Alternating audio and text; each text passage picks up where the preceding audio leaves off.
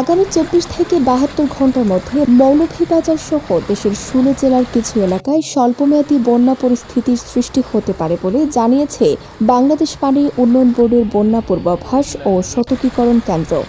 পূর্বাভাসে বলা হয়েছে, সিলেট, সুনামগঞ্জ, মৌলভীবাজার, হবিগঞ্জ, নেত্রকোনা, শেরপুর ও ময়মনসিংহ জেলার কিছু স্থানে নদীর পানি বিপদসীমা অতিক্রম করতে পারে। এর ফলে নদী সংলগ্ন নিম্নাঞ্চলে কোথাও কোথাও স্বল্পমেয়াদী বন্যা পরিস্থিতির সৃষ্টি হতে পারে। এছাড়া নীলফামারী, লালমনিরহাট, বান্দরবান, কক্সবাজার, ফেনী, চট্টগ্রাম, খাগড়াছড়ি, লক্ষ্মীপুর ও নোয়াখালী জেলাও বন্যার ঝুঁকিতে রয়েছে।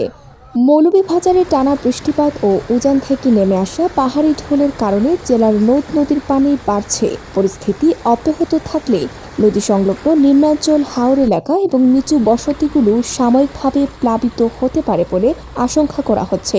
সম্ভাব্য বন্যা পরিস্থিতি মোকাবিলায় জেলা প্রশাসন ও সংশ্লিষ্ট সংস্থাগুলোকে প্রস্তুত থাকার নির্দেশনা দেওয়া হয়েছে। পাশাপাশি নদী তীরবর্তী ও নিম্নাঞ্চলের বাসিন্দাদের সতর্ক থাকার, সরকারি নির্দেশনা অনুসরণ করার এবং প্রয়োজনে নিরাপদ স্থানে সরে যাওয়ার প্রস্তুতি নেওয়ার আহ্বান জানানো হয়েছে। Khadija Rahman, Fahim entertainment BD.